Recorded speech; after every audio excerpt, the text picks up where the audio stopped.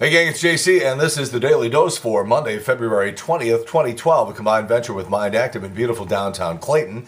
We have great television archives at the top of the page. We have our eye candy feature right below what you're looking at, something special for President's Day. We'll get to it in a minute. And over in the corner, we have our rock and roll poll question from Friday. Okay, so I tried to put these big sort of holidays in order here in the St. Louis area. And I just basically said, okay, I think the biggest sort of celebration, is Cardinals opening day, followed by St. Patrick's Day, followed by the 4th of July fireworks under the arch, followed by the Soulard Mardi Gras. Am I correct? And it came out about 50-50. 54% of you said no. I think a lot of people think St. Patrick's Day is a bigger deal, and I think some people even think Soulard Mardi Gras is a bigger deal. And I didn't really mean, I probably should have clarified it, I didn't really mean just in terms of raw numbers, because if you do that, all you have to do is just look up the raw numbers and then you have your answer. I'm talking about more in terms of the way it sort of captivates an entire city. And I think more people get wound up in Cardinals opening day just across the entire region than, say, for example, St. Patrick's Day. But anyhow, it came out about 50-50. All right, today is President's Day. So I guess you consider this, the first real straw poll that we have taken here on the Rock and Roll poll, and that is, who will be president at this time next year? Who's going to be president at this time next year? Mitt Romney, Rick Santorum, Newt Gingrich, Barack Obama, or somebody else? And if Mitt Romney loses Michigan and maybe one other primary in Super Tuesday, then I think the possibility of Mitch Daniels coming out of Indiana, or even Jeb Bush or something like that, and there's always Sarah Palin. Oh, please, please, please, please, please. Every comedian in the world is hoping that Sarah Palin will resurface. I tweeted yesterday, late afternoon, and my mind is diseased by fever. I don't know about you, but I came down with this thing on Thursday night. My wife still has some lingering effects. She had it about 10 days ago, but it won't go away. My mother-in-law has it. I don't know what this is, but I don't feel good. So I tweeted yesterday that something to the effect of another suspension.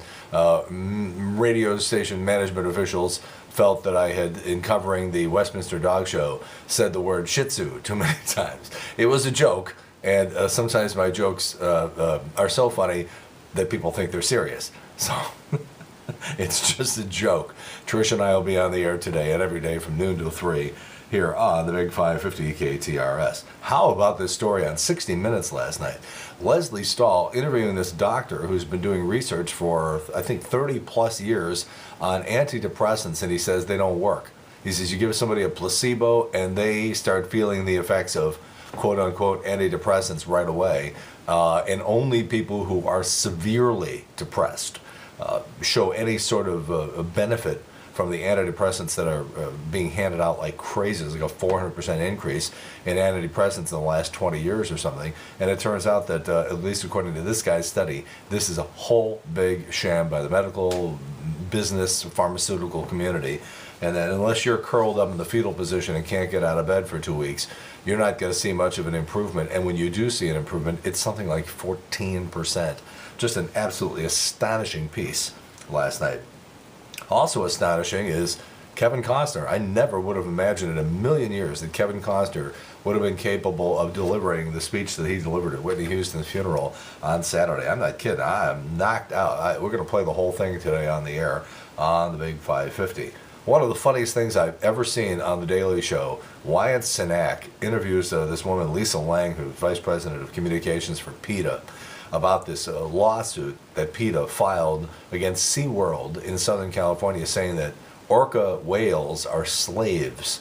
And according to the 13th Amendment to the Constitution, they have to be released. So Wyatt Cenac is interviewing this woman from PETA, and right at the end, he springs a picture of her that's on the website of her and her dog, and starts asking questions about why she is allowed to own a dog and keep the dog on a leash. And it was the funniest thing I've ever seen. Go over to the Comedy Central website and watch this thing, because it is really clever. All right, public policy polling. That's a research outfit does polling. Surveyed Americans to find out their most and least favorite presidents. Washington, most popular of all time, 89%.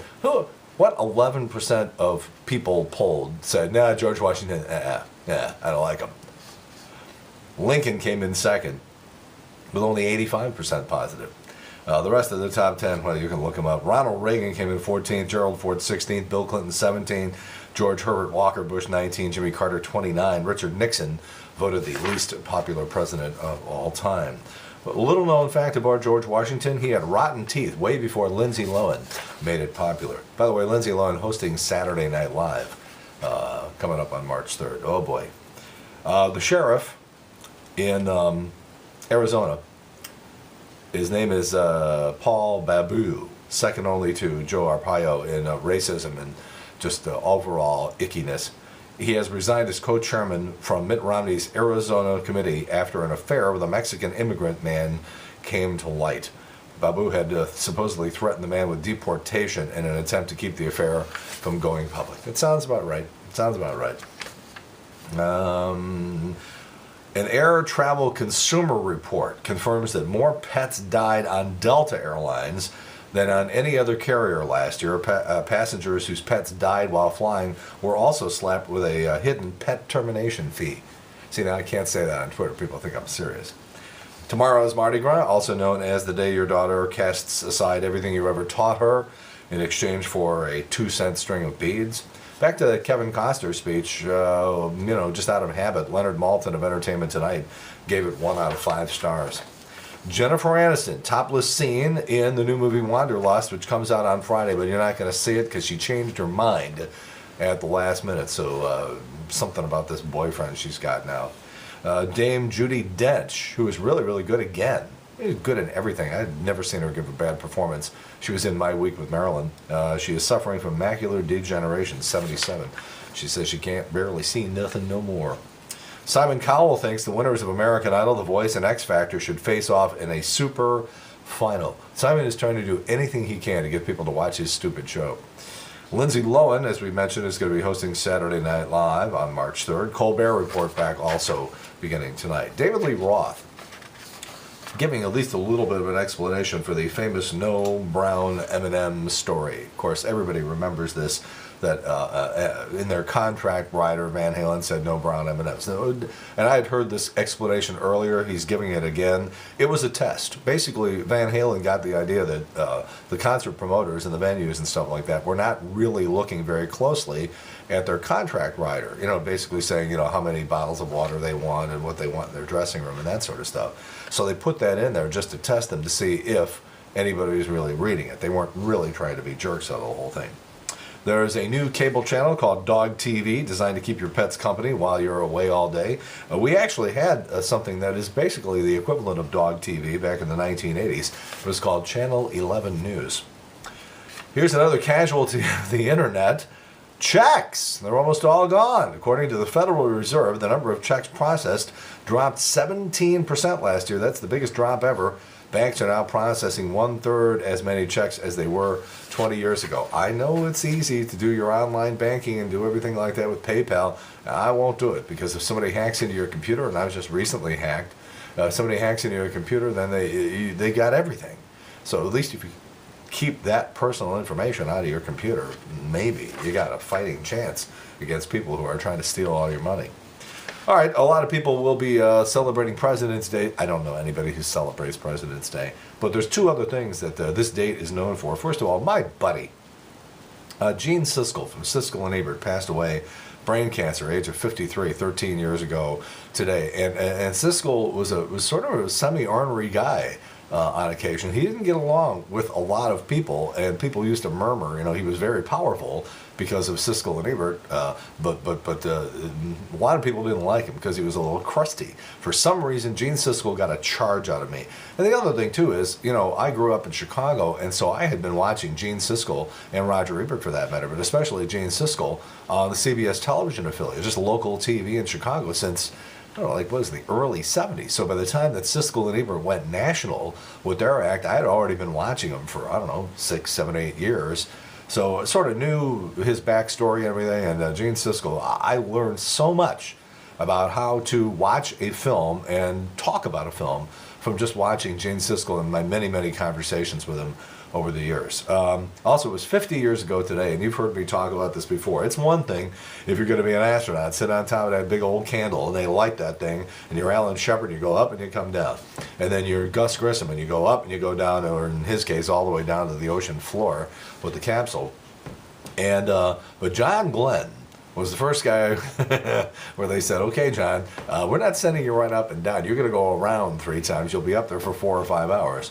And even Walter Cronkite said, I didn't know if we were just like sacrificing a human being to try to further the space program. They had no idea if they're going to bring back John Glenn, but they did.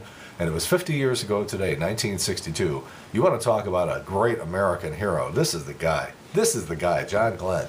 Either that, it was just nuts, because I'm not sure. You go to the Air and Space Museum in Washington, D.C., and they have all these great things on display. And you look at these capsules from the Mercury space program, and you just, it looks like something somebody would build in their basement today.